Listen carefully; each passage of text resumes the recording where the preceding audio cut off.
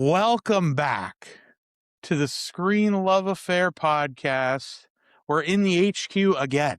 Yes. It's like Brandon should just move to Montreal at this point, but we are back in the HQ and we're here to talk about Obsession.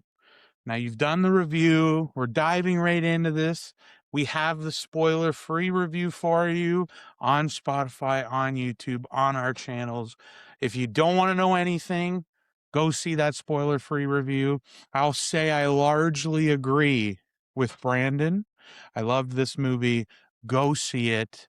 But yeah, I'm very excited to talk about this because I feel like this is one of those podcast episodes that could balloon to like 6 hours of discussion because there's just so much in To it digest, for that sure. that feels, and it's like a damn close to a tight 90, and it's like, oh, there's just a lot going on, and like more on the surface, I feel like the more you scratch at it and think about it. Well, that's a good point too, because so for context, we drove here to Montreal. We had like an 8-hour car ride together, and the entire time we avoided talking about the movie to keep it fresh for the pod. Yeah. And outside of like basically my review, so he knows how I feel. I'm assuming on our heartometer scale, I loved it, and I think you're probably in a similar camp. But in my review, I said you're the Simon Cowell of our group when it comes to social horror settings or social dynamics. So my letterbox review was a 5-star. Are you also a 5? We both love it, but you're not a I 5, are gave you? it a 4.5. So this episode is going to be arguing that half star. Basically, by the end, one of us are going to pull the other in a direction. No, I think. Well, so I asked you earlier. I was like, what do you think prevented me from going high? And we're like, we'll see. We got to talk about it. Going higher. And I don't know if you want to guess, if you have an idea. Yeah. Okay, So because I've you been said thinking you were about thinking this. about it too. So all Yeah. right. So my theory is because like we joke on this podcast a lot that I love like crazy girlfriend stories, divorced dad stories, like stuff that I find kind of applicable and relatable. The more broken the family, the better Brandon loves the Yeah. film. And so like we saw Die My Love, and I was like, dude, this is the most relatable relationship movie I've ever seen. And Shay was like, they were aliens, dude. I had no idea why they would do half the things they did. So in my head, this movie, again, disclaimer, super relatable to dating in my early 20s, all the turbulent relationships I've been in. I was like, I feel like I've had the girlfriend experience from this, ethereal Make-A-Wish, One-Wish Willow. And so for me, this was painfully relatable, and that's why I loved it. And knowing because I loved it due to the relatability of the crazy girlfriend experience, again, talking about my early 20s, I figured Shay would hate it because Shay would see Bear in this movie being like, oh, it's okay. You can just be crazy. Oh my gosh, careful what you wish for. And then you would be like, nah, dude, I would have kicked her out that day. You would have been more detached about the relationship, where I found it was very grounded. Well, okay. So you're not even close. The thing that bothered me was the pacing. Really? I I thought the thought pacing was great. there was a chunk in the middle that was too long. No way. Yeah, and Wow. I just by the time the end started hitting, I was like, okay, like I felt just the ever so slightest, like we could have probably leaned that out just slightly. It wasn't a dramatic, like, oh my God, like hurry up. I just felt that middle chunk took a while and was a little repetitive. Really? Okay. But I think so. I want to start off by, if you haven't seen his review, go watch the review because a lot of my initial conversation is going to stem from that. Because I find this very interesting that you frame this, and I get why you frame this about like the relatability and like that situation for you, which of course is in the past and not at all reflection on his current situation. Friend of the show, Renata, shout out, love you, girl. But I was fascinated by that because I didn't watch a review till after I had seen the movie, and I was like, it was so funny to me because I almost didn't even like that didn't register to me. Like Yeah. that thought you were saying about like, oh, I wouldn't have liked it because I found it so alien. I was so fixated on the dynamic of the main guy, Yeah. that Bear. I was like, because the first thing I turned to Charles, and I saw this with Charles and Owen Sound, Galaxy Cinemas Owen Sound. I was like, please God, get this movie. And it did. And there was us. It was like the 7 o'clock showing on opening Friday. There was maybe 9 people in there. So yeah, clearly it was a big Yeah. hit in I Owen had a Sound. packed theater in Toronto Wednesday night, a Wednesday, and it was every seat was full and everybody was reacting. And I was like, dude, it was so good because of the audience reaction. That could have also been a That could have been a factor factor. because Yeah. if I had more of that energy, because really it was only, I felt like I was the most emotive in the whole theater. Yeah. Yeah. And Charles was feeding it a little bit, but like again, there was 9 people and like at least 4 of them were super old. Hmm. which God bless him Oh, for and going out sound, to yeah. that movie. Yeah, but Icarus are so gonna that could have best. been part of it, and that could Yeah, have been yeah, enough to like elevate the other aspects to make it sure. even better. But I do want to watch this again though, because I'm like, I wonder how this will sit on a Bigger rewatch. crowd or But the rewatch, yeah. first thing I turned to Charles and said was like, at what point did you fall off with Bear?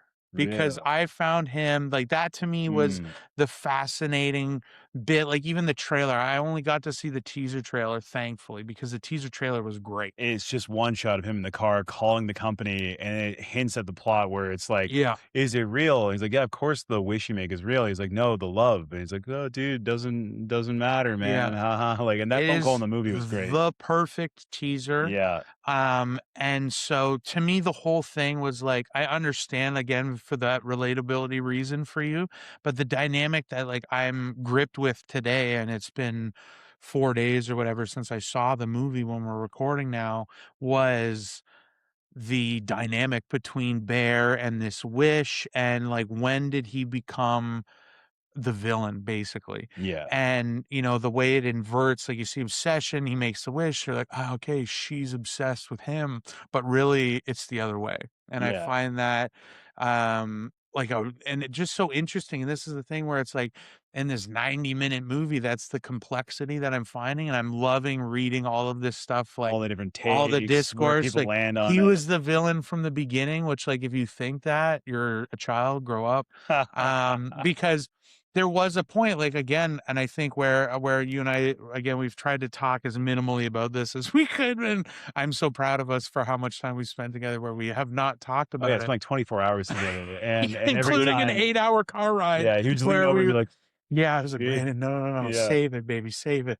Um, but I wanna put that question to you instead before I run yeah, into all that, because I feel like this to me is gonna be the really the meat of this conversation. Because at what point did you fall off with him, or did that even part like register you for you because you were yeah, so engrossed in this yeah. like super fucked up No, so that's relationship? the thing going into it was like I had heard a review that like, you know, if you were to think about it like in a classic way of like, oh, this movie's about a guy's crazy obsessive girlfriend, you would think like, oh, this might have that again divorced dad energy of like, yeah, aren't women crazy kind of thing. And the movie has like a really good balance, I felt.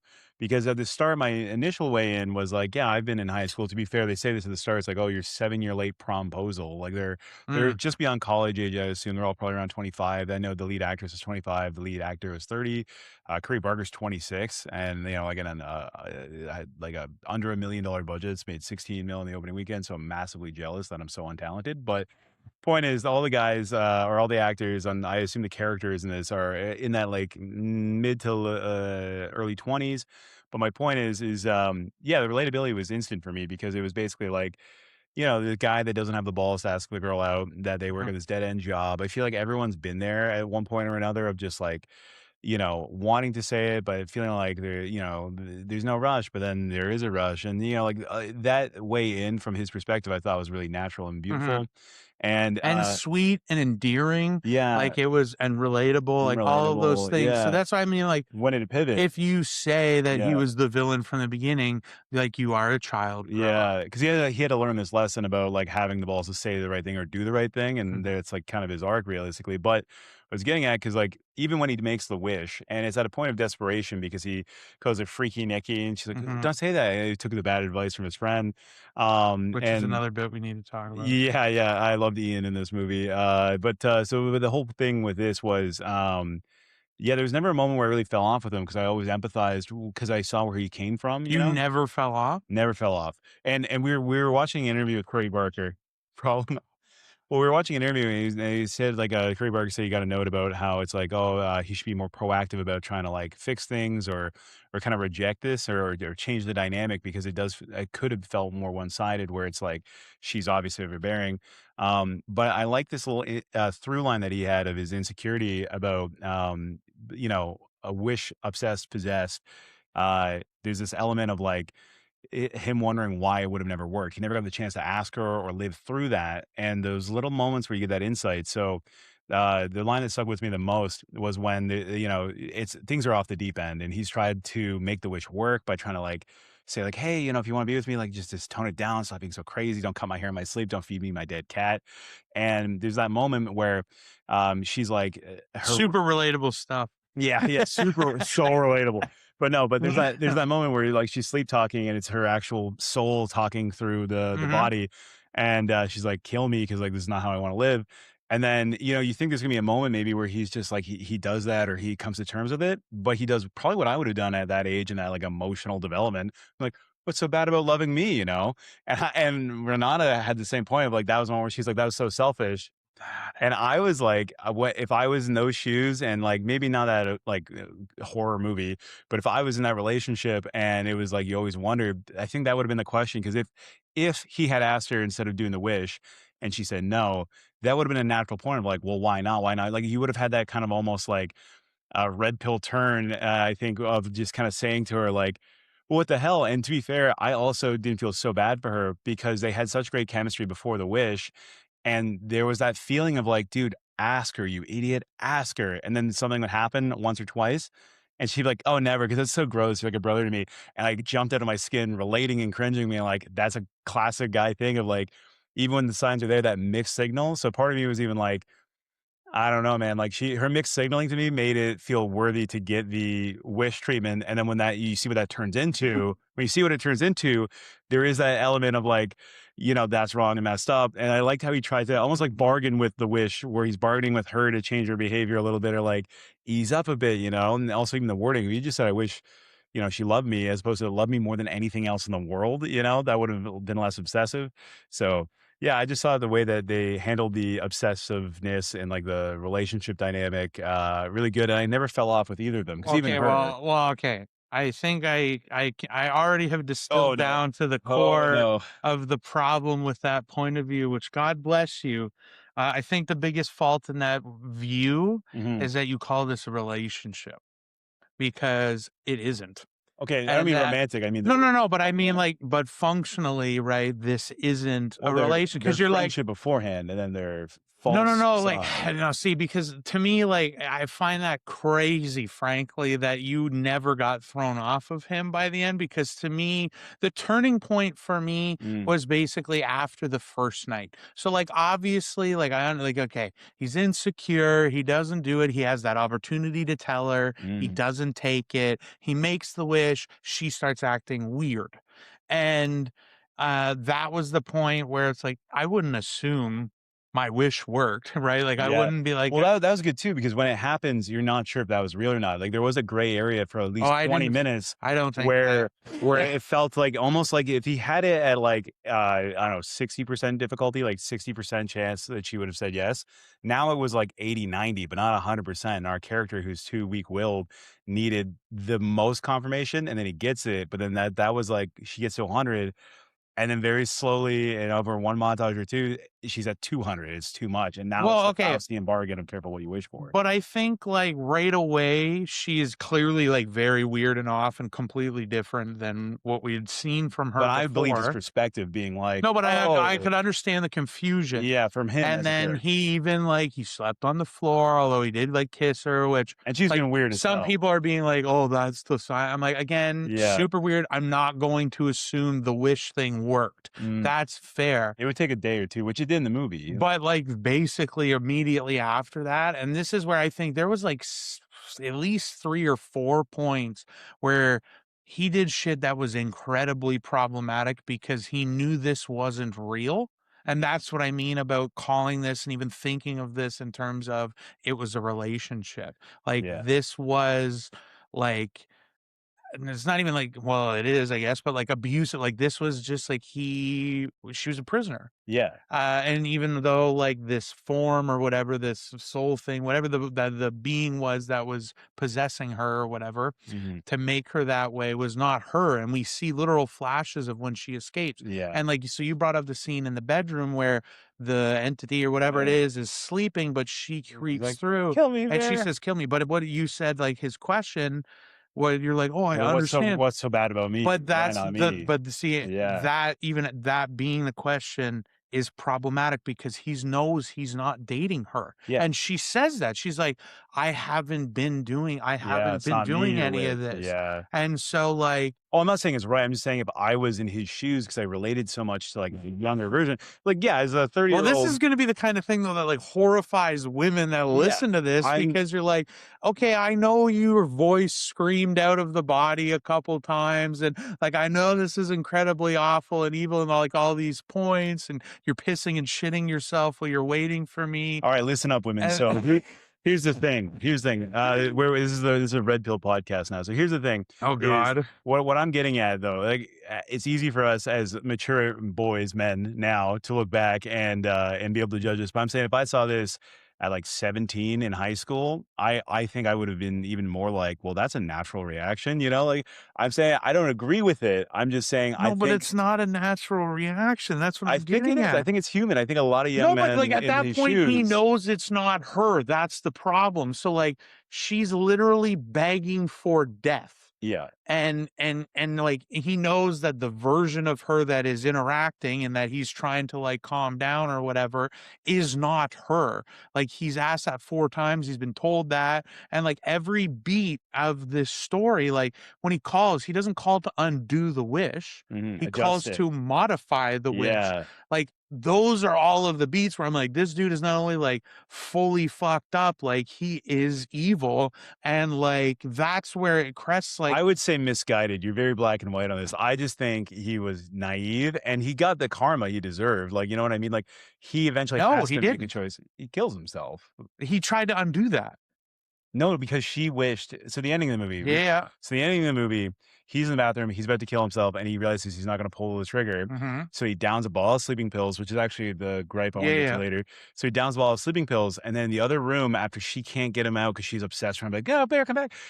All you hear is the one wish willow Yeah, snap. yeah, but you're jumping he tried to throw them back up. Because she snapped the one wish willow, and you could assume because she's obsessed with him still, she said, "I wish Bear would love me the same way Yeah, but no, he did that before she snapped it. That was the whole point Mm, because he was trying because he's a fucking pussy coward that's evil. right. He was trying to undo it, like he pussied out True. again. So I guess he So didn't learn he's his going to lesson. throw. You hear the snap, and that's when he goes, Stops, and and then he's because it flips happy, and he goes instantly. out there, and he's happy with her for one moment before he keels over, and the wish is broken. And that's what I mean. Like the karma, like Yeah, I guess he didn't learn his lesson. he doesn't get it. Like, yeah, he tried to undo it. And then, like, the worst, like, again, this poor fucking girl the whole time, because then at the end, and I'm like fascinated for like a prologue. Like, I would Yeah. almost like just write it out as a I story wondered because that too, like, what's her she life is the after? only one alive. Well, bro, she's in jail, brother. Yeah, Like, psych there's ward, Britney three sucks. dead bodies. One of them Yeah, is suicide, 2 of them brutally murdered. Well, one shot, one very brutally very murdered. brutally. Well, yeah, But like, that's what I mean. Like,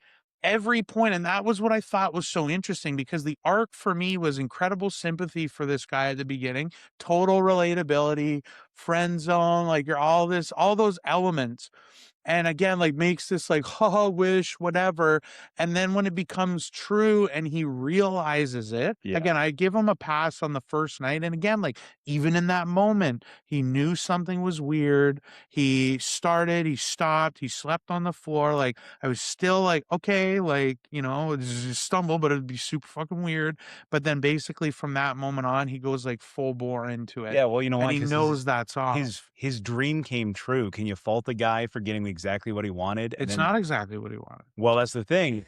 He got exactly what he wanted in a moment to only realize it was wrong. And I think like when you talk about like in past relationships, when it's like, oh man, like when you start in that puppy love, you're like, oh, I just wish they would Okay. love me. And then to my point is I didn't fault him as much as you did. And to be fair, the ending I miscontextualized. But what I'm getting at is, I think overall speaking on that, it's like I didn't give up on him because in my head I was like, oh man, in my head if I was 19, not 25. If I was 19, he's a homeowner for Christ's sake. If I was 19 and I got the girl that I wanted and I was so like young and dumb over, But okay, I oh, would no, say no, I it'd need. be hard to pivot out and make the right calls because you're But young you're and saying dumb. I got the girl that I wanted. He has the body. That's all that she was. Yeah. That wasn't the like they didn't have a relationship. She was not the same person. Yeah. And that's again what makes this more fucked up. Mm, It wasn't that he was in love with her. yeah. He just like the physical being So of then, her. then my way out of that is because he clearly realizes pretty quickly that he doesn't have her, and like that's a part of it.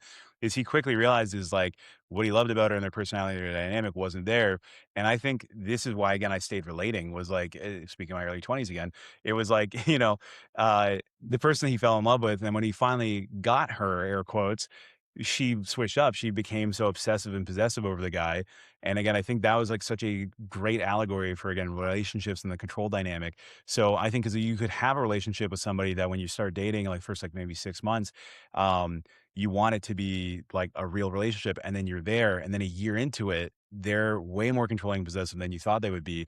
And in this case, it's like obviously a crazy Faustian bargain wish machine, and it's like a week or two.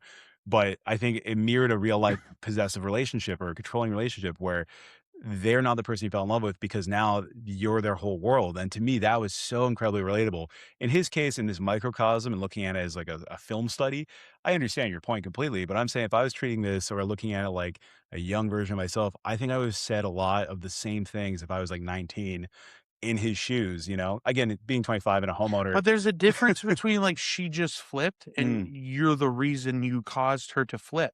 yeah. Like, that's what I mean, like, I feel like you're letting him go on a lot of, like, it's all his fault. Mhm. Like, I understand if it's like, "Oh, we lived together for a year and all of a sudden everything changed," but if everything changed because you made a wish that you now know actually worked, Yeah. and that's your fault, like, there's serious, like, implications for that, Yeah. and I feel like you and I, it sounds like we watched, like, not completely different movies, but but that's also, again, why I find this, like, Wildly very different perspectives. fascinating Yeah. because like, the whole thing to me was, like, I never basically, when that flipped, my perspective of it shifted and where I was like, "Ah, the obsession is the other way around. This Yeah. is, like, a more layered thing," Yeah. and it went that way And it's because like poetic because it's like, the obvious careful what you wish for, right? It's like he would have only learned this lesson with this extreme dramatic because horror. because you're saying, like, okay, if I was dating a girl and she said, "Kill me," and my first question would be like, "Well, is being with me so bad you wanna die?" That Not no, no, now, no, but at but even then, 19, I like, would have said that. if I mean, like, again, there's, like, so much layers to that, but, like Yeah, I should go but, to like therapy. but, like, even if that was, like, a real thing in a real relationship, the fact that that was his instinct given the circumstances, not that they just Yeah. had a normal relationship or whatever that like, no, he knows she is not her. She's had, like, 2 or 3 flashes where she's managed to manifest outward, including in that moment where she's like, "What's going on? Where am I?" Like, she panics. Yeah. He sees that that's not the real her, like, he knows it at that point, and he is so, like, selfishly drawn inward that all he wants to do is, like, he doesn't care about her at all. He likes the shell, and I think that's the part that's, like, super fucked up. No, no, I think he cares about her, and I say this He because doesn't. he started to dislike what he got out of this bargain, and what I'm getting at and part of the relatability and, like, the understanding. I wanna say understanding. I don't wanna say, like, use my fucking king, but I'm saying my understanding of this. My understanding is the fact that, he robbed himself of the opportunity to have that real conversation with her, you know what I mean? He Yeah. took this shortcut, he robbed the actual ability to love this person the way you want genuinely. He now has it, like, in a fake way, and that was eating him up, and you could sense this, and so when he finally gets to have a real conversation with the real Nikki and ask her what he should have asked her, like, "Why not me? Why don't you choose me?" By that point, it was too far gone, obviously. But if that was the first time he got to talk to Nikki about why she doesn't actually want to be with him, that was this. That was that. It was under the extreme circumstances where he was the bad guy. But what I'm saying is, like, if that was Well, the but first opportunity he that's had, but that's like I know I've been having sex with your shell for 3 months, yeah, but, like, why do you is that so bad? Like, yes, that's super fucked up, and it's, like, an obvious thing, like, I just, like, I'm fascinated by is the that one wish because willow it's an like allegory for date rape? What are we talking? well, No, like in kinda, this right? case, Yeah, right? Like there was even the scene where they show them having sex, and again, it's hard to tell. Like, and she's this is enjoying why it. I well, Yeah, she's definitely well, it's very clear she's not because she's literally like yeah. It was an her uncomfortable sex face, scene. Yeah. and that's what I mean. Like, I'm curious to see it more because I want to look for all these like little But things. even him in his sheltered, like, probably inexperienced way, like, he kept looking back like, Are you enjoying this?" And again, the obsessed, possessed wish wish willow chick, Shell, was like, "Yeah, why?" And like my girlfriend and We'll I call looked her at each other. Freaky Nikki and Yeah, Nikki. freaky Nikki, the possessed Nikki, was like, "Yeah, why?" And the entire time I was like, "Oh," like having the worst fucking time. And it was like, again, Curry Barker having that distinctive choice there. There could have been a version where because the wish was just popped or whatever, that she's like, porn star acting, be like, "Yeah, give it to me," because he loves him and is obsessed with him. But he chose that little moment for it to be like her words betraying her reaction, hinting that the real Nikki's still in there somewhere. And again, I just all those layers made it feel so questionable and morally gray for a while. And by the time you go, okay, he's doing villain stuff, I still like any good villain, I still understood where it came from. The insecurity of like wishing he could have had that real conversation. But because he's stupid and he did this terrible thing, he'll never get that with like an honest context outside of him being the But I bad don't guy. think it was even like that's the thing with his characters. Like I don't even think it was his opportunity at a real conversation. Like this is what I mean. And I No, no, think it he's like was yeah. evil. It's not like he's trying like it's just like again like there's like a trillion things you would have I feel like would have instinctually tried to ask in that first opportunity to actually have a Yeah. conversation, even if you did all that fucked up shit to get to that point. Yeah. But like no, like for me, like I think this is a very black and white like kind of evilness. And I think even within this friend group too, to expand this a little bit, his best friend, Ian or Yeah. whatever. Yeah. I said he's a bro's bro. And then when I was reviewing that saying that, I was like, for most of the Yeah, runtime, you because then you specified that, and that made me laugh yeah, because yeah, I was like, mild spoiler there's there. the revelation that they've been And banging. he implies that being like, she invites you out one-on-one all the time. He's like, "Oh, it's not like that." That was his opportunity to be honest with his friend and But the save fact, him the like, again, heartbreak. he was encouraging him Mm, to go confess his love for her yeah, while he was knowing banging it her. might not go well, I So, mean, like, it could have gone well because they said they were casual, right? So, like, there's a world where maybe he's like, "I don't but I want her," feel you like know? I wouldn't be setting Yeah, you'd you at up least tell him, like, "I've been there," like that. but I wanna get to that because you're saying, like, evil, and I like to think that only Siths deal in absolutes. I'm very, This is so problematic episode for you today. no, okay, what I'm getting at, though, is when you're like, "Oh," and the first thing he says, he makes it about himself, he's insecure, and he's like, "Well, what's so bad about being with me?" I recognize that's, like, an immature and, like, bad reaction, but that's also, like, again, I think relatable to, like, a young man who's so confused and fucked up about the situation. But what I'm getting at, I think the evil version of that is she's like, "Please kill me," and he's like he says nothing, shuts the lights off, and goes to go meet up with the other girl in the parking lot, or he's like, bet you wish you like me now, huh?" And then leaves, you know what I mean? I feel like that was the perfect little line in there because it could have been a non-existent scene, but they had it in there to highlight his deep insecurity and like maybe he's not such a good guy because he's still focused on himself when he's basically like date raped this girl with this one wish willow. And like again, it's not good. I'm not saying he's like a saint for any of this. I'm just saying that I thought it was a good character moment to give you another layer of Bear. Like he's deeply insecure beyond being just a friendly nice guy, because I love seeing that dismantled. Like, it's always the nice guys finish last who do the worst shit, and I think this movie is like a bit of a echo of that, you know? Oh, it is for sure, but I think The that's what biggest I mean, victim like, is Sarah in the story. I think so when we talk about evil, it's like this absolutes thing, like, yes, that to me, that what you described is almost like the comic villainy. Mhm. The thing that makes him able to do the things he does Mm. is, to me, what is the evil part, and that's what it like, that's why that specific moment is Yeah. emblematic of that, because no one really again, there is that comic villainy of, like, he shows like, he doesn't care, Yeah. right? And that's fair. Like, again, that could happen and I'm sure would exist, but it's so much worse Mm. that his instinct is that, Yeah. because that is what in his head allows him to continue doing what he does. It's all of those opportunities he has to do something. And like I thought, and this movie would have been lesser if it did that. And it did, I thought almost. That's why that ending was and I that's why I was so confident when I was talking to you about it, because that was a part that I became worried about because I was If he like, didn't try to throw it up, would you have thought he learned his lesson no, not no, to no, just but I pay was the worried price? it was going because when they tell us it ends when you die, Yeah. then I was like, "Oh, they're gonna give him a redemption," or at least assume because like, generally, most movies would have Yeah. tried to simplify it, there wouldn't be this complexity, and again, all this to the movie's credit because I love it for Yeah, it that. ends morally gray where he's still No, no, no, I'm very clear on how it ends morally, but, like, you say morally say gray, basically post the first night scene, the Mm. more the gray is gone for me. Okay, so I gotta counter that because, like, these are fresh perspectives I'm getting, and I'm reflecting on my own Because behavior. we still haven't talked about. But what we haven't talked about was I absolutely love that, again, like, when we watched this interview with Curry Barker, he was like, "I didn't want this to be a possession. I didn't wanna be like an Evil Dead, like, I'm a different person thing." Mhm. And it wasn't also like evil, mean girl behavior of like, "I'm angry and gonna hurt you." Yeah. It was manipulative, and that was so again, I would honestly say, as a very pro mental health person, so triggering because it was like, yeah, that scene in the diner, we saw that clip, and I was like, "This scene actually fucked me up internally." When he's like, "Does your dad actually have cancer?" And she's like, "No, no, no." Starts overreacting. She's not like, angry to hurt him. She's overreacting. She's doing a classic master manipulator thing of taking control by reacting greater to make them kind of fall in line.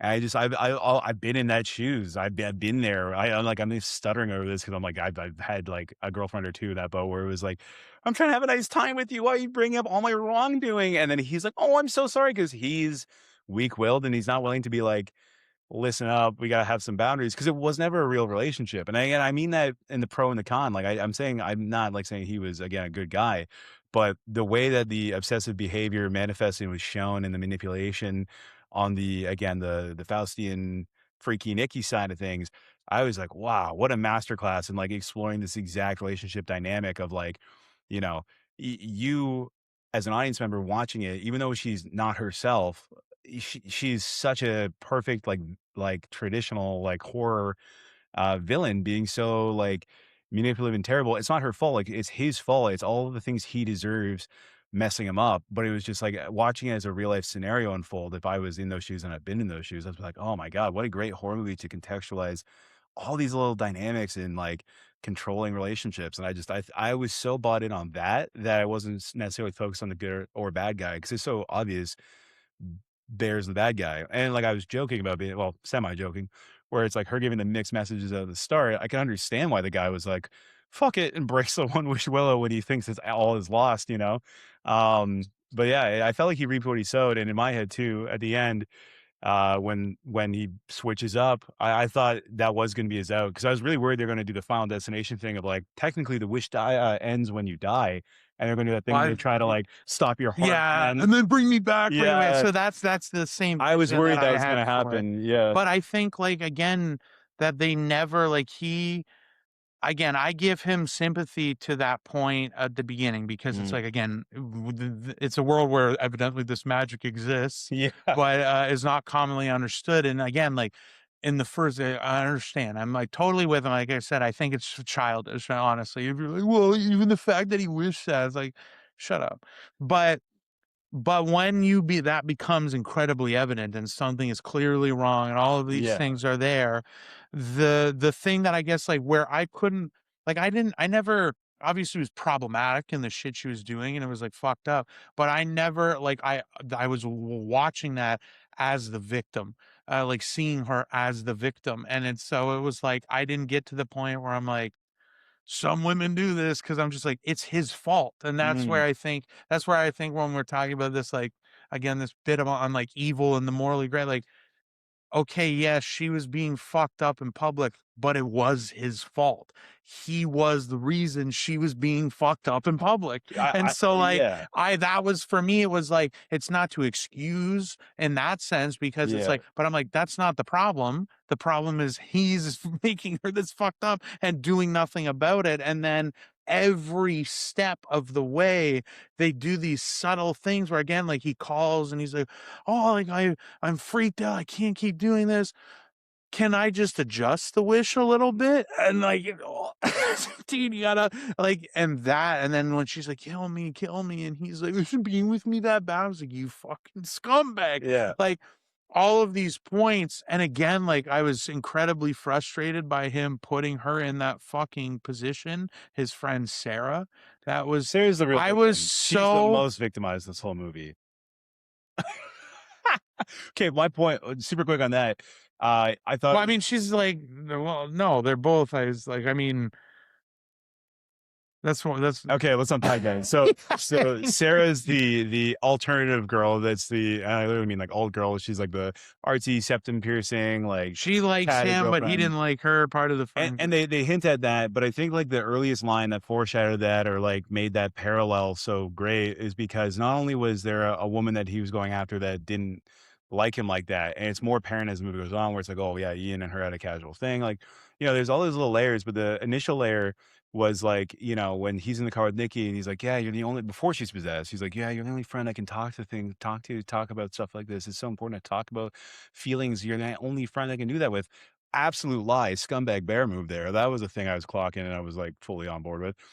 When his cat dies, he basically is like horny. So he goes out after originally trying to get out of it. He's there. He's not having a great time, honestly. And then Sarah, the actual friend to him, Mhm. that he completely takes for granted. And that to me I was like, this guy's not above board. He's not actually the nice guy who's finishing last. That was the first indicator. I was like, oh, he actually doesn't appreciate real friends here. And so I just like in my head, that was especially with the way things go, and you realize that maybe they would have been better off, and like if he just wasn't so obsessed with her from like a voyeuristic like will they won't they friendship vibe, he could have actually had a great relationship with Sarah. And when she drives over to his house in the middle of the night to open up her college letter, that's a big deal to her. To also such a real moment. I felt like that was such like a thing within a high school and like those final days with your friends. Again, it's a little weird that they're out of high school because I felt like if I was in high school, these were the exact relationship Well, beats these are right the now. grade 13 kids, right? That did Yeah, an extra yeah. year, and now they're still, Yeah. yeah, yeah. So, yeah, and then, obviously, like, everyone talks about this, so the spoilers of it all, like, not like we haven't been, but, yeah, her head smash. You see her walking up to the car, like, his obsessive I was, girlfriend. dude, I gotta say that and we'll get into some of the technical stuff because this movie was, again, we talk about intentionality in filmmaking a lot.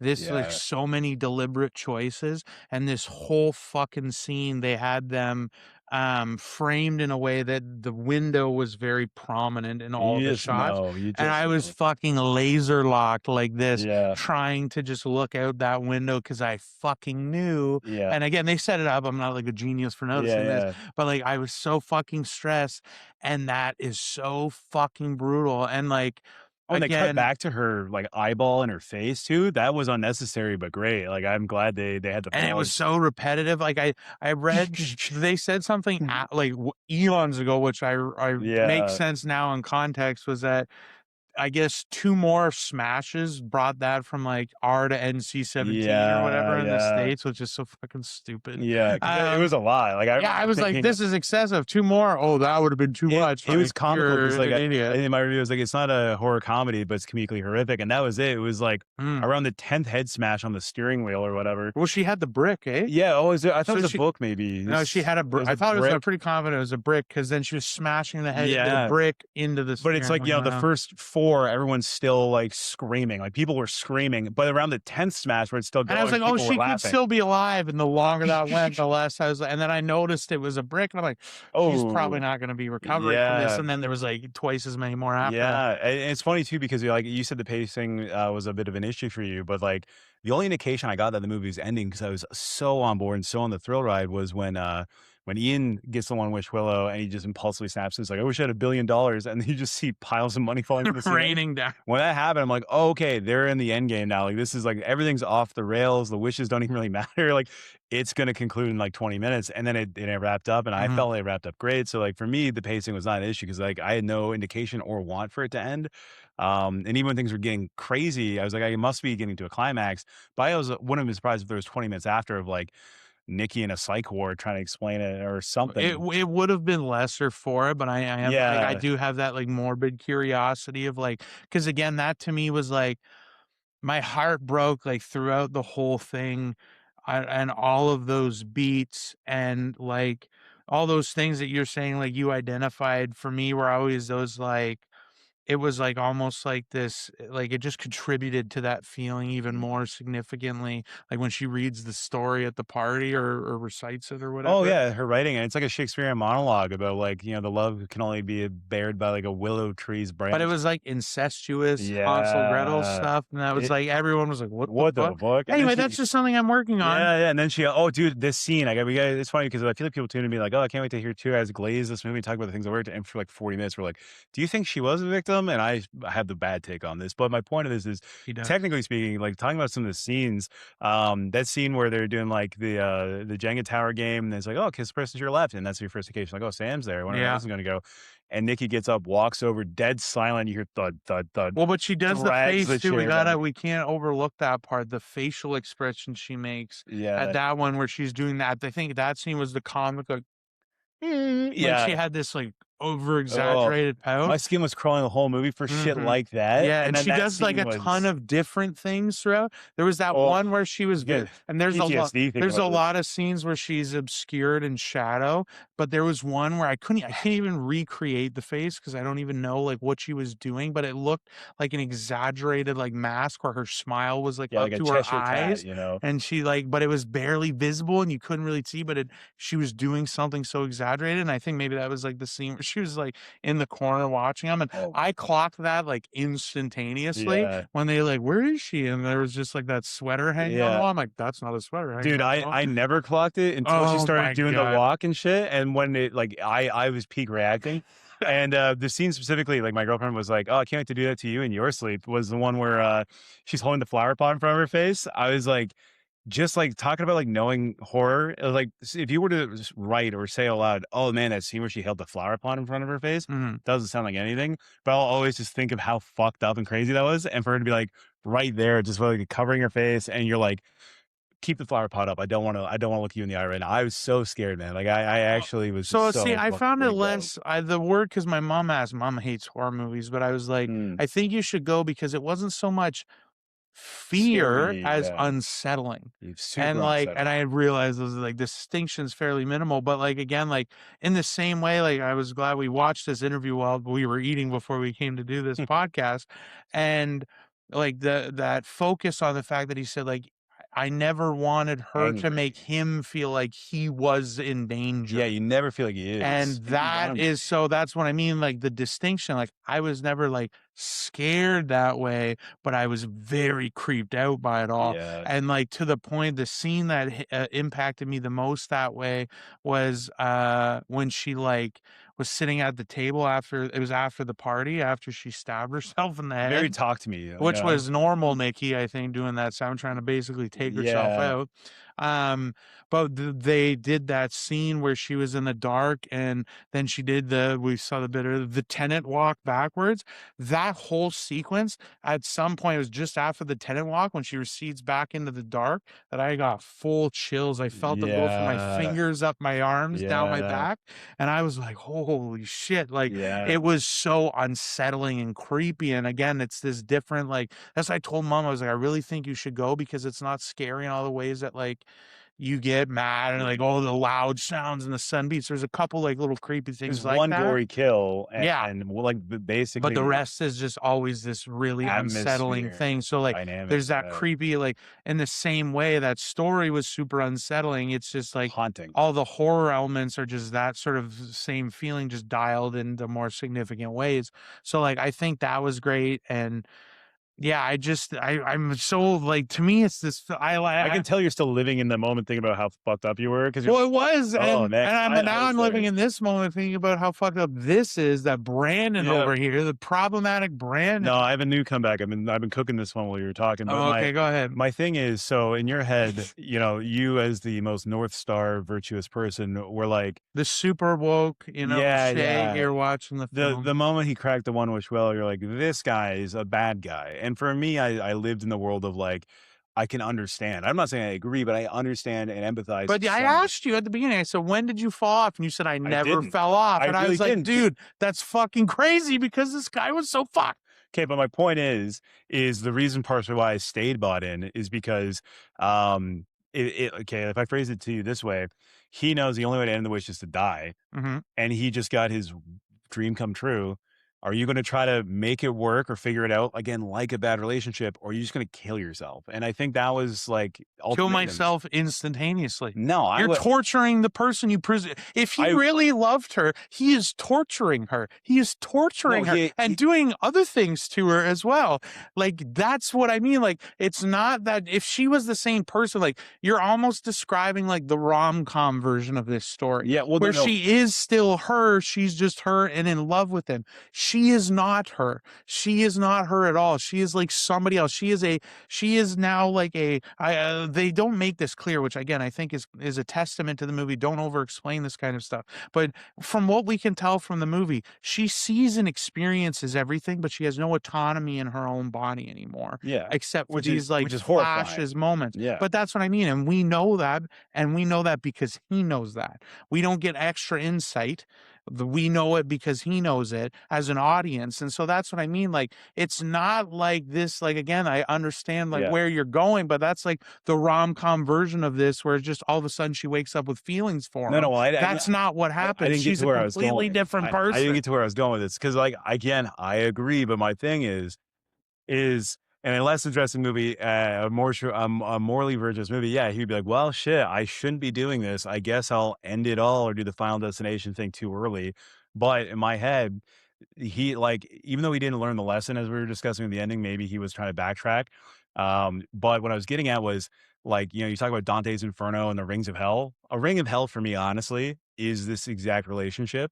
So in my head, this guy was living through a very terrible hell, like his suffering and this experience he was that having he deserved. that he deserved. Again, Into. it's beautifully poetic. So again, in my head, I wasn't sitting there being like, this guy's a crook. I was like, man, he really fucked up out of a place of sincere, like, ego hurt, And then the whole time, regardless of like the actual crime of like wishing her autonomy away, I was like, he's paying this. He is seeing exactly what's wrong with it. And again, it felt poetic enough. I didn't think it was so, like misogynistic as in like, oh yeah, or the opposite, like, aren't men terrible? I felt like it really balanced the element of like, careful what you wish for, and also like, the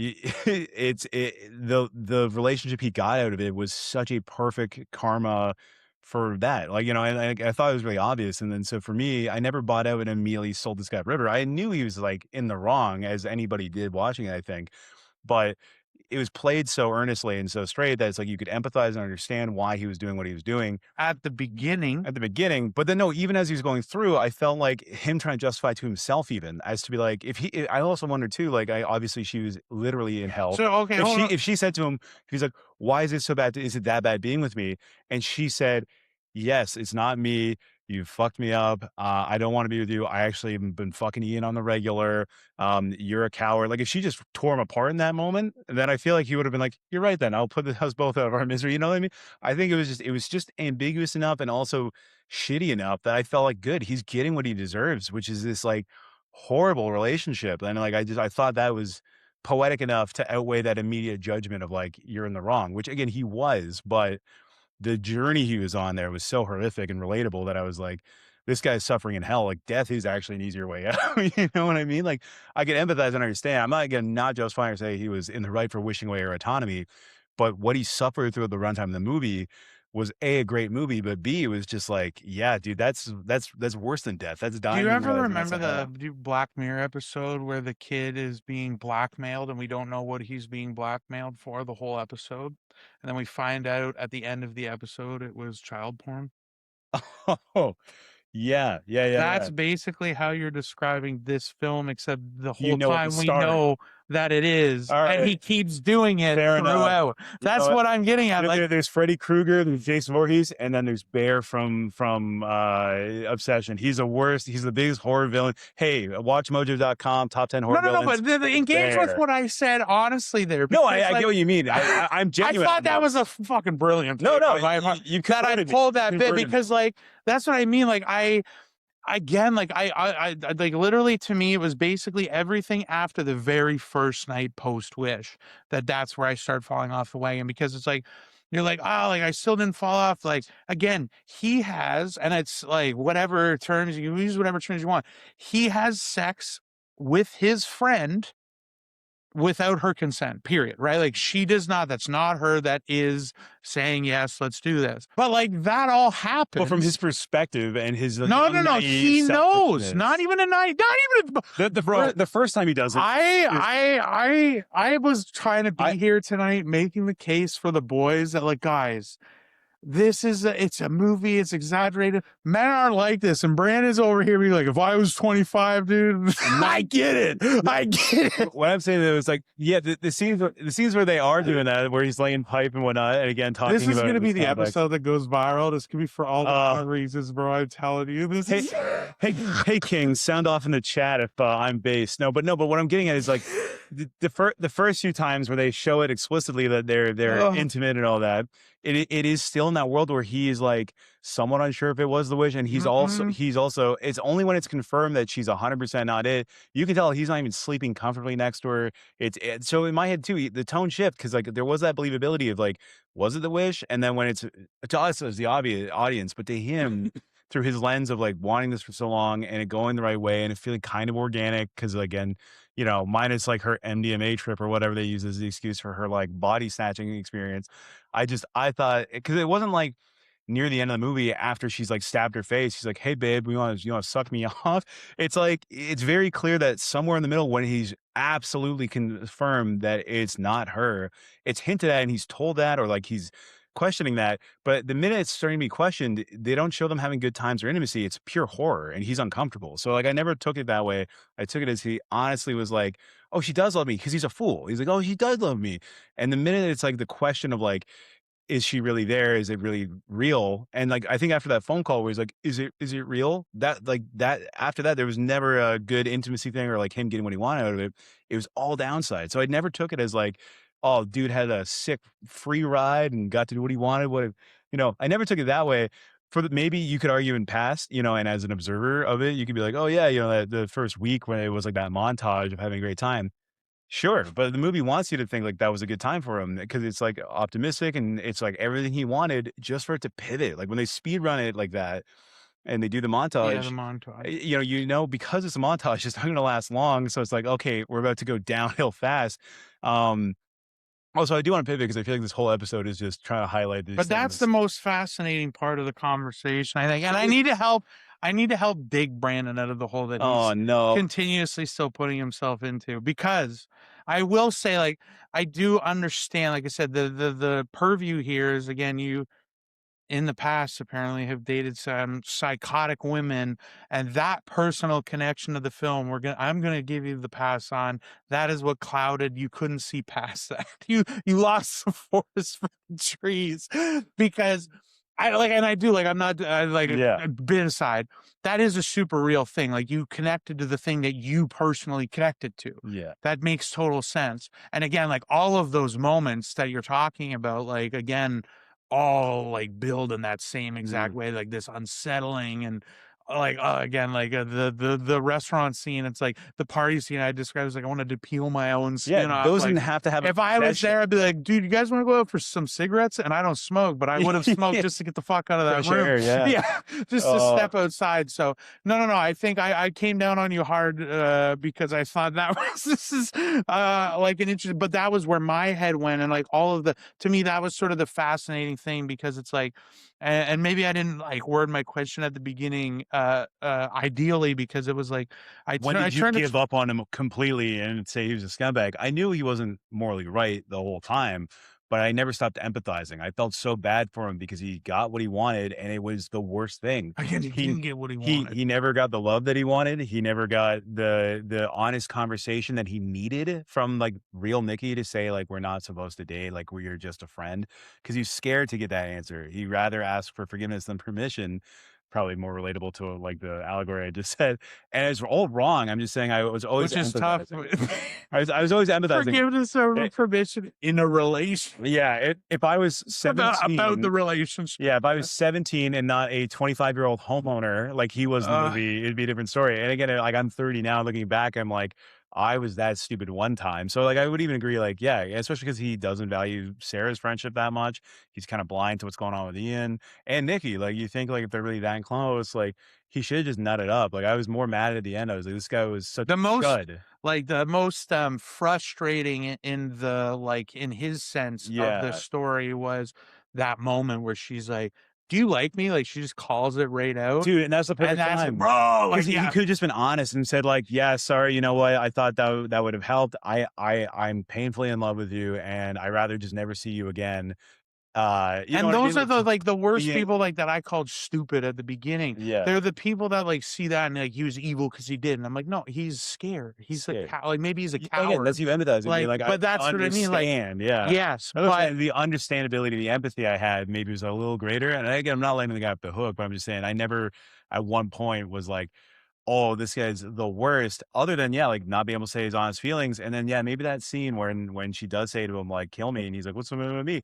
I immediately was like, oh, this guy's fucked. He's fucked for sure. Like, kind of like you.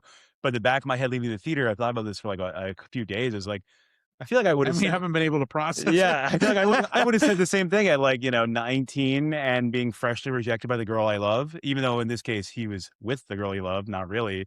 If I was in the friend zone, I finally got to say, like, why don't you want to be with me? And they're like, I'd rather kill myself. I too like, what's so bad about me?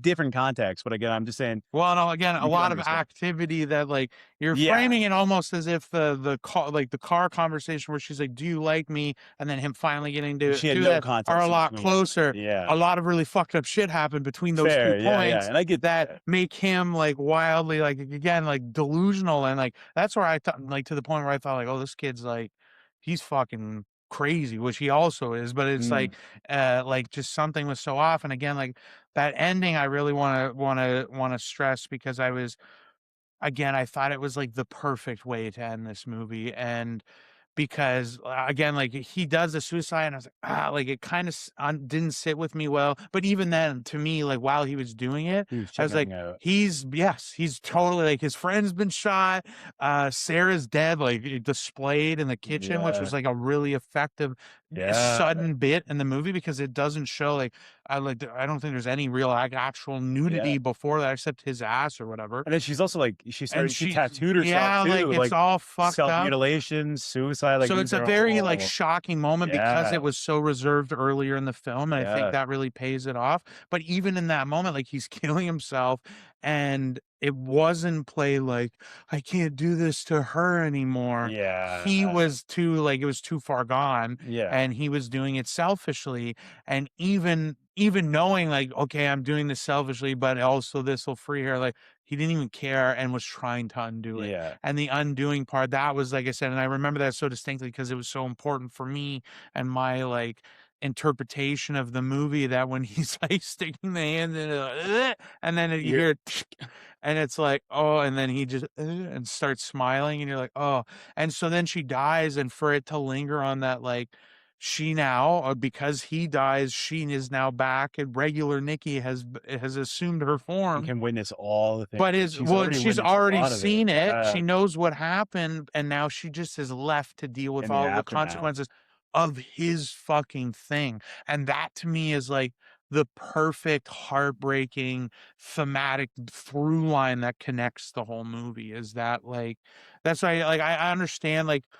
the instinct because I'm even trying to find the words to describe it where like Sarah was like the least involved in the Mhm. story and had like a horrific beat there for her but like Nikki is no less a victim Oh, and yeah. that like ultimately I guess she's still alive maybe I don't know even what state they were in I forget but I don't know how she's gonna explain all of All that right. away and not get out of jail but I was gonna come to terms and actually be like, "You're right. Thanks for passing me a ladder to get out of this hole I dug for myself," and be like, "I Brandon, really." you're about to kick the ladder back in. Yeah, You're like, yeah, yeah. leave me and fall back. Brandon, don't do it. What I was gonna say, and I'll Okay. say it was like, you know what? Yeah, you're right. I could recognize he was a chud the whole time, but then I was like, I was once a chud, and maybe still am to a degree. And I could recognize and empathize.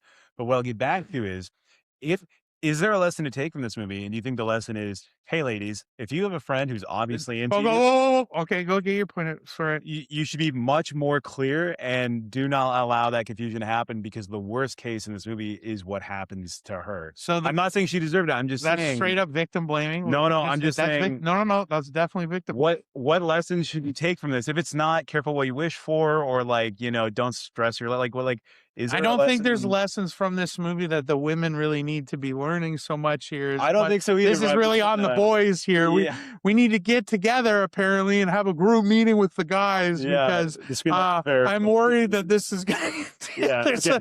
a good growth opportunity here that I think the boys evidently need and we're missing a little bit. But no, like Again, smoking a just Cuban nut up cigar and after be this whole honest, you conversation. know, like it Yeah. sucks, but at least you know, and like, Yeah. and then the heartbreaking thing, like again, in this potential, like there's all this warped, and again, like to feel like it's not that I didn't feel, because I was almost like when as the Sarah and Bear relationship started to become more evident as the movie went on, Mhm. like I did feel like heartbreak about like Well, I also felt bad for him in a the way. what I no no Yeah. literally I mean for both, If because he it's could like, just see the forest in the trees kind of thing, if he just took a beat to not be so well, obsessive, if he did the right thing, if he yeah, confessed his feelings, got that rejection, he would have there was had this healthy Sarah route to for lean him to on, a go. future to And have, I just want to say, this is like such a side tangent, but it's related to Sarah. I kind of wanted, I was really torn when he opens the letter afterwards. and she got it. Yeah, and I was Her to be like, rejected. part of me was like kind of, because I was like, I didn't know what the better outcome Yeah, would be, yeah. and I'm still trying to think it over, because the fact that she got accepted is like the ultimate knife twist Yeah, like, oh, after her this. future was gonna be bright, but if it Yeah, wasn't, then it would have been but I like, think for him, mm, and like again, my read on this story about how shitty he was, I think he would have gotten this like satisfaction almost oh of like if yeah. she got rejected, he's like, well, Or she would have or hated that, and like at least she didn't have to know she rejected, or and it would give him like a little bit of validation that I think they could have like done something like added more to that fucked up yeah, toxicity that or he had, but I would say, or it's a rejection letter, and that was her last chance to go to college. And he, because he's terrible, would have been like, "Oh, good, she's going to stay and work at her dad's music shop." Because Nikki was leaving the music shop, you know what I mean? That was what sparked this whole like drive to resolve their unsaid feelings. And I think in this case, if that was a rejection letter, he would have been like, "Oh," and honestly, if there's a moment where like possessed Nikki came up and was like, "See, she wasn't that good an artist anyway. She's going to be stuck in our hometown with us forever." And now she is, well, that's what I mean. Like I you know? feel like It could have been good for him, but also a terrible beat for him to be like, "Oh, this guy is an asshole. He's happy she wasn't gonna go away to college. He just fell in love with her while in a relationship that he wished for, which is also bad because it, because it he's." serves as a Yeah, justification for him to feel bad, and he should. should, yeah. But I just mean like it's almost like one of those things. It's like he could have plausibly been like part of the guilt for him committing suicide is that like he knows that that is his fault. Yeah. He And ruined 2 it's like lives. that Yeah. beat, and so it's like I like again, it's such a minor detail, but I realized as he was opening it Yeah. that I'm like, I don't know what I want this Well, to it's a great say. movie because we here we are discussing that, like, And either either would have worked or. for a lot of good Because different yeah, it reasons. would have Yeah. made him worse or better, or then better and worse, you know, and like, Yeah. yeah, again, phenomenal movie. Like, ironically, we've been disagreeing for a good chunk of this, but it's like the fact that it is like so good for all these things we haven't even discussed, and talking like score and stuff like that. Yeah. I do want to get into like the One Wish Willow stuff because they don't explain it a lot, and even Curry Barker Mhm, said, you know, there's not like a Bible to it. He was just like he had just enough, and he gave us just enough, and now mhm, everyone's like, wow, it's so fascinating. Um, on that note, you know, the cashier that like mhm. with who he initially buys it The from, girl? the Yeah. girl, you know how when he goes back and there's a guy there and he's Mhm. fucking with him and stuff, his cadence and his tone was like so similar. In my head, yeah, they both work at like a witchy voodoo shop. Like maybe they're Right. both just kind of like those Did he types. wish to become the guy, or she wish? Renata's take, my girlfriend, was like, what do you think his wish was? And I was like, oh, I don't know. It's not $1 billion, obviously, 'cause Mhm. he's still working there. And like, I think that was the girl. And I was like, that's so crazy. I'm like, oh, that could be it. Like, what do you think his wish was? Like all the off-screen headcanon. What do you think his wish was? What do you think he was the girl? I love thinking about like all these crazy things that they say. And like, as people who love the movie, you're like, oh yeah, what was that? You know? Well, it was fascinating because it's like, again, I'm glad they didn't touch any of it, because it Yeah. was like it was just funny, the contrast between the fake websites he was looking at. I remember the one was called Threaded because that Reddit, stuck like out in my Reddit. head. It made Yeah. me laugh. But like that people were saying some of it was true, some of it wasn't, and all of this stuff. And then like the casualness that the guy at the store was like, I've already made my wish, man. I can't do yours. Like it just, that part I thought was really funny. And I loved the beat they did with that, where they gaslit him for a second about like, what one wish Willows? Yeah. Those aren't even real things. Because you And also I was like, believe, oh my God, the shitty horror movie where they're like, yeah. God or the devil, I guess, or whatever would have put them It's there. Kit Kat bars Yeah, instead of I jumped marshmallows. really far when they did that because I was like, oh my God, is there gonna be My like, whole theater went, Oh, the devil and tempted he's like, him. I'm just fucking with you right here now. But And then see, everyone laughed really hard at a that. fascinating beat for this, and this is like, again, because I was very unsympathetic that people were like, he was evil the whole time. And I'm like, sure, I guess if you're capable, like, I think it's redundant and stupid, but again, reductive, and you're an idiot and grow up. But the first choice that I can actually think of in the movie that he made that was problematic was that. By the wish? Yes, because what was he there for? Oh, something for her, and he got something for himself. But he wanted to give it to her, right? He was trying to give it to her, and then they kept forgetting. And then when she left, and he's like, "Oh, I just had this stupid, But he stupid was wish for supposed her." to get the crystal thing for her. He Mhm. could have gotten it, Yeah, but he comes out with that. yeah. Well, because he was insecure, he didn't know what choice to make, and he made that choice, and it was probably wrong. But that's what, like, Yeah. it's again, it's emblematic of every other choice he makes, where it's Mm. for himself True. and at Yeah, her that's a good expense. layer. Yeah. And Why don't that was like that. Well, I didn't pick that up in the moment, but then reflecting No, on you it did. after You're all these highly media literate because you have a movie podcast. Yeah. No, I literally do all my processing both here and then in the time between the movie watching and here. But no, I thought that was like the first time he makes the selfish call that we see. Mm. And I think that was sort of like that sets the table for all of the other fucking terribly selfish Yeah, decisions he I took makes. it like when he does crack it in the car that like, he got a bad gift, never gave it to her. And like someone who's like addicted to opening Pokemon cards was like, I just got to crack this pack to like, get a little dopamine hit after that massive letdown. Yeah. And bummer, dude, turns out it's actually real and you've just ruined so many lives, including Yeah. our own. So No, like, yeah, it went and over my head. yeah, and that's what I mean. There's probably a lot of other little Yeah, the details rewatch that would do us I good. miss, but I like just quickly, and we'll run through the highlights of this because we've been here for a minute now. But um, yeah, all the technical stuff again, the intentionality, the use of lighting, the Yeah, frames, lots of shadow. minimal stuff here. Like again, the car, like a lot of scenes in the cars, and has like there's like Yeah, three basic locations for most of the movie, but it never feels like yeah. taxing for that It reason was or the least anything like Blumhouse that. movie Blumhouse movies felt in a while. Like, think of the lead But conceptually so is, it right? so Like this is, idea, but it ooh, varied just enough, right? Like, we were talking about, like, Lee I say Cronin's The conceptually Mummy. very high level Yeah, because yeah. Blumhouse is not the truth or dare movie to Yeah, have the yeah. kind of complexity Well, that we're talking you're about talking here. like Lee Cronin's The Mummy, like, it's a mummy movie, but then it devolves it very quickly into, like, a haunted family in a house kinda thing, and this movie very much could have been them being duct taped into the house once they hit that middle point of the movie, and there's a lot of scenes in that Well, the house. worst version is like she is She's like, possessed by "You a can't demon leave or there." whatever. Yeah. Yeah. But, like, it allows the breathing room where it's like then they introduce the boys' night, which again, at first I thought like, "Hey, that's actually a great little resolution, great little dynamic," and then it's like, again, just like painting these people in further and hinting that they're not that great. It's like he didn't call off Sarah or the other women at the party. There was other women Mhm. there. My girlfriend clocked that. She's like, there were more women there. Mhm. He wasn't going to call it off. I thought he was actually being a real bro, being like, you're going through it. He You're having a never terrible was. time. Come He was a over. terrible I best want to get friend. you out of this like toxic thing, and give you like friendly insight. And then it was never that. And then when you find out like they had that thing going on in the background, he never really actually was a bro. I was like, wow, that was great because the whole chunk of the movie when he was like, hey friend, He seems like I'm he's gonna being a really good yeah, I'm friend. gonna help you. I'm gonna give you some sage advice from man to man. I was like, oh, dude, Ian's a real king.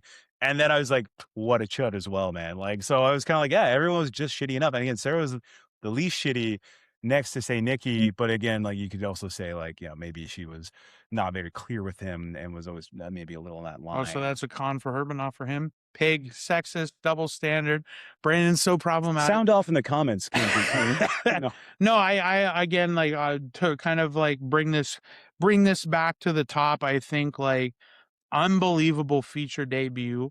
Yeah, Like so fucking good. A rare like good job Blumhouse for getting behind this. yeah, a You real guys movie. are missing way more than you're hitting right Yeah. now. I used to be like conceptually I still really love Blumhouse because it's like, we'll give pretty much everybody $1 million to make something, and if it sucks, it sucks, and if it's great, it's Yeah, great. it's a free And $20 this is the million. exception, but now Yeah. they're fucking with franchises and it's just not working and Yeah. they're not hitting like almost all of the time. Yeah, this felt like Um, a Neon or A24 movie in the best way, and then I was like, "Oh, it's a Blumhouse thing," and then in my review, I was like, "Oh, I'm glad Curry Barker is a high budget, big screen movie," and I'm like, "This was under $1 million. That's like 750K, a micro budget in 16 the million. That US." was just domestic too. Granted, I don't know that this would Yeah. have So, but Huge yeah, international. phenomenal. Again, like you're talking about like lighting choices, like for a first time Mhm, director to still have scenes where it's like she's so covered in shadow. And there was mhm. also, I'm having this gripe a lot with all horror movies lately, especially Blumhouse.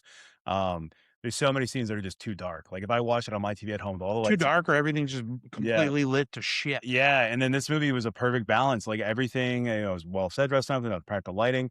No, it was never so dark. Like when I say like '80s movies when they're filming in the woods at night or whatever. Mm. There's clearly a giant light that's the moon Yeah. in the Or woods. they go to bed, they're laying in bed together and they shut the lamp off, and then you see, like, another kind of, like, more ambient light go up so you can still see their Yeah, faces. and I was gonna say, ever since I clocked it, I think the first time I clocked this, and I was like, I hate this low key is Dune, because they were like, oh, with modern technology, we actually filmed in the desert at night using nothing but real moonlight and high quality cameras. And I remember seeing that in theaters on like Ultra AVX or IMAX, and be like, I can't see shit in the theater. It could have been the theater, but I was just like, I saw it again on streaming, and I was like, I still can't see shit with all the That's what lights the off. streaming sucks, get the Blu-rays, it's way clearer, you can see everything perfectly, OLED Blu-ray, Well, yeah, perfect. all that to say, for a first time director to be so constant, I think consistent. this won't work though at home for a lot of people. Like Oh, interesting. visually, I think it was very dim in the theater. I think You that had the will inverse be where you're like, it was a little too much? no, like it worked it perfectly well, but I don't know that unless they Oh, remaster it, like I'm yeah. worried if On like it streaming, will not be as good yeah, streaming regardless because the bit rate. I'm so yeah, the bit rate. But like it will be like I'm not convinced. Like I think you'll miss a lot because it'll be so blacked yeah. out that you can't Well, tell. especially that one scene too, and like again, you talk about creative restraint, like the one scene where she's in the doorway Mhm. and there's just a little bit of like a glint in her eye, and it's Yeah, so there's like a evil. shot And they could have done that every time she was again, just shadowed, so only unsettling. that one time. And again, It was not like a gimmick, like, oh, every time she got yeah, red eyes or some it dumb wasn't like they're weird trying to do the shit. thing of like sinners or like they're It was clearly just vampires with reflective yeah, contact yeah, yeah, lenses, yeah. which again I like. But this year, I feel like since Sinners, every movie So I see where there's a possession, it's like glowing eyes in the dark, and I'm like, yeah. this was awesome. The first 5 movies of last year, but now I'm like, so when they had that one moment, and again, I think it was practical. I don't think there was like a contact lens or something, but they just had one little key light to just like fill in the iris, and yeah, no, I think every creative choice that's really, really worked. Again, to the point where it's like my 5 star to his 4.5, and all we was talking about exactly why it will hit so differently and why you might not fully empathize because yeah, there's almost no good characters. Like Sarah is a good character, and Nikki, I would say she's the biggest victim, sure, but she didn't have agency. She wasn't really in the movie if you want to talk about like Yeah, but we can only agency. judge her off of what she does at the beginning, which is give $20 to a homeless person. She's a sweetheart. That was performative. I didn't like that. For fun. Oh my god. But no, I think like again, the undermining of the guys in this movie was done in a way that I think Yeah. was really well done. Subtle, maybe too subtle, in some Yeah, they weren't cases. Steven Seagal being like, "Hey, baby, I'm the best guy you ever met. Come with me." But, like, They were even, just, like, undermining, like, the male friendship, like, again, like, on the surface, yeah. like you said, Ian is I this thought it guy. was a great In male the friendship. same way, almost like it's a parallel or a mirror of them where it's like, on the surface, Bear's such a nice guy, he's there for her. She says, "You're the only one I can talk to about this shit," and, he fucking treats her like utter shit in the same way Ian treats him like utter Yeah, shit. So, it's again, it's very I'm baffled. Like, if you I yeah, saw the teaser. I'm like, oh, that looks interesting. Could be really cool. Saw the Blumhouse logo. Was like, oh. So like, I was not sold, but I was again like I just thought even conceptually that could be really interesting, and the fact that it was so much richer than even what I was intrigued by is just such a testament. And I keep pulling up her fucking name and not saying it, but Inde Navarrete, the girl Nikki in this movie, brave, brave of you. fucking unbelievable Oh good. yeah, yeah. I haven't seen All her the in performance. anything, no idea what she's been in, if this is a Uh, uh, wow, and people yeah. are like, there's already the weapons stuff of the old lady in Weapons. Thought that Oh, was like Gladys, yeah, yeah, I thought that was super unwarranted last year, like, it was a fine performance, it definitely didn't deserve not any Oscar of the worthy. awards that it got. Yeah, Um, but Nikki in this, this, though, was so much better to me, yeah. like, bar Just none, the range, like, to go from, like I was saying in the other review, like a the scream queen range. freak out to like just a quiet creepiness, or also like a very real empathetic like hurt, and it's like it's so well telegraphed. And almost instantaneously, those Switching it, transitions when yeah. Nikki and Freaky Nikki And it could have been jump corny in in. any other movie, and again, even, like, when he does the wish Yep. and you, like Bear, aren't 100% sure if this, like, Make-A-Wish candy worked instantaneously, and the vibe is just escalating ever so subtly until it's, like, obvious, you know? That the ability to play in that gray area, and we saw that one interview, you know, where she's like, "Oh, like, there's no black and white, it's just it's all gray all the time for, like, what you wanted from the performance," 'cause you really did stay guessing for a lot of it as, like, how she's gonna change up and manipulate as the possessed version, or, you know, even in the start when I said, like, I felt like she was looking for, like, the answer from him, and until she said it, there's so many moments where there's that mixed signal of like, "No, but that'd be gross. You're so gross. I would literally throw up." Well, like, even when she's like he's like, "No, we're good friends," and she goes, "Good." Good. Like, yeah. So Yeah. they like she plays all of Good those night, freaky Nikki. amazing, and Yeah. then I think, like, the things that, like, that shine here, and I'm like, I hope that we see more of as the, certified Nick Cage fan in the room, like, those facial expressions were like, I loved Yeah. that because and not just like, "Oh, it was so exaggerated." It was, but it, like, served this, and again, it's the picture, like, it's all over social media now and released as an actual Mm. still. Stop Yeah. fucking taking your phones out at the movie to film it.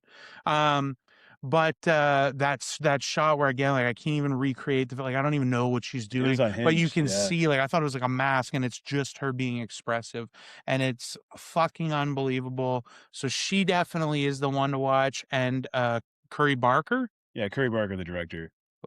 I'm in, bud. Yeah. Whatever you're up to next, Yo, I'll be there day one, and I'll bring problematic ass Brandon. Maybe don't be so subtle next time, Curry. Jesus, we're gonna get Brandon canceled on the first big episode of the his next project apparently he's already filmed. It's like a paranormal investigating duo, Mhm. and then they find a real unquote Apparently, he paranormal. and his buddy, though, the Ian guy, Yeah, were yeah, the stars. yeah. They that makes sense too because like he did Milk and Cereal, which was like a little shorter movie. It was straight to YouTube, and I really liked it. I'm not even like a found footage fan because I find like the trailer like Screen Life. You know, it's like you can only watch it so long, and before you inevitably are like, why are we recording this? And they Mhm. answer it really well. That's why I didn't dislike it. Um, I won't talk about it, but yeah, Milk and Cereal is really good. So I remember thinking, oh, this is really good. I want to see this guy do like a real movie, like release in theaters with like a narrative and not just like him and his buddies making like an extended YouTube prank video gone wrong, which is what like the premise of Milk and Cereal is. So when this came out, like I was like all in, and then I was seeing all this promotion for this. I was like, oh yeah, he also did like an award-winning short film called The Chair. And I was like, holy shit, dude! I saw The Chair like 3 or 4 years ago. I've been shooting weddings for so long, and I saw The Chair. I was like, what a simple short film that is so perfect. There's a guy finds a chair on the side of the road that's like nice and antique. So he's like, "Oh, I'll bring it home." Haunted chair. You sit in it, you start seeing ghosts, your shit gets fucked up. And I was like, what a great simple premise. I like free chair on the side of the road that like, oh, this will look great in my condo. Horrible stuff happens. And I'm like, man, what a again, phenomenal execution, simple premise. I think I said it was like sort of like Talk to Me in that sense, where it's like, here's a paranormal hook and I very like this obvious so much better parallels. than I like Talk to Me.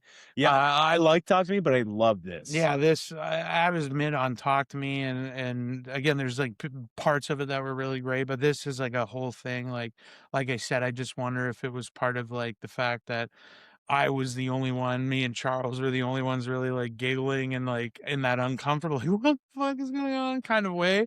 But I want to watch this again and again. Yeah. Like if you, I mean, I hope you've watched it and didn't just listen to this with no context It'd be because the most annoying thing yeah. ever. Just screaming. Well, now I feel like we sold it. If you did watch this, you have no idea. You're super Yeah. compelled to go see. Like, okay, now this was such a spirited conversation. Where do I Yeah. fall I on hope it? we like, at least get one rage comment where somebody full heartedly agrees with Shay. Like, this brain guy doesn't know what the hell he's talking about. I think I have a I'm hoping because that's engagement. So like and subscribe. Also, I because you know I'm a huge Conan O'Brien fan, as you know from my Oscar review, and like he's my favoriteest thing of all time. Do you recognize there's Andy Richter in bro the? stealing my bit from the Metro earlier today. The only thing we talked about the movie is like, do you recognize there's Andy Richter? I was like, not at all, not one Love bit. Andy Richter's. Love seeing him and Conan popping up and stuff. And Yeah, by especially the like way, horror two of stuff. our like favorite, like some of our Yeah, favorite movies in the last like upsetting calendar movies. year. Yeah, Very distressing movies as well. But no, well, of course, thank everyone for listening. We appreciate this. I love this episode, the spirit, and I love when I feel energized. Like it's later at night right now, and I feel more awake than I have all day. Yeah. And I think it's like, again, the passion in these conversations and the kind of fucking, again, I say this, I feel like every episode, the movies that inspire these feelings. This is the fucking shit that I live for. I love these fucking movies. Yeah. And I want to thank you, Brandon, for coming onto the podcast for the last time, because you will be canceled. Definitively You'll be canceled. canceled after this. No, dude. And I'm gonna have to be like, I didn't even like Brandon. Like it was a thing. Like I just, I was stuck with him from high school. I felt bad. So I'll just have to like, dude, I was your Ian, man. Like, yeah. yeah. No, I mean, like that's the thing too, is like we have such a stacked like month upcoming, right? Like with Passenger. It's gonna be a great year. Yeah, horror fans We are got a eating lot going good, on. and yeah, I don't think I'll be able to drive 1,000 kilometers to do this again. For Americans, is basically like I drove like 4 states to get here, but because I don't know miles. But yeah, man, no, it is very worth it. And again, thanks for listening to this nuanced discussion, and sound off in the comments. And yeah, let us know what you think. Is he a scumbag? Am I a judgmental prick? Are we both, are both things true? Probably a little bit. But no, as always, guys, thank you for listening, and we will see you at the movies.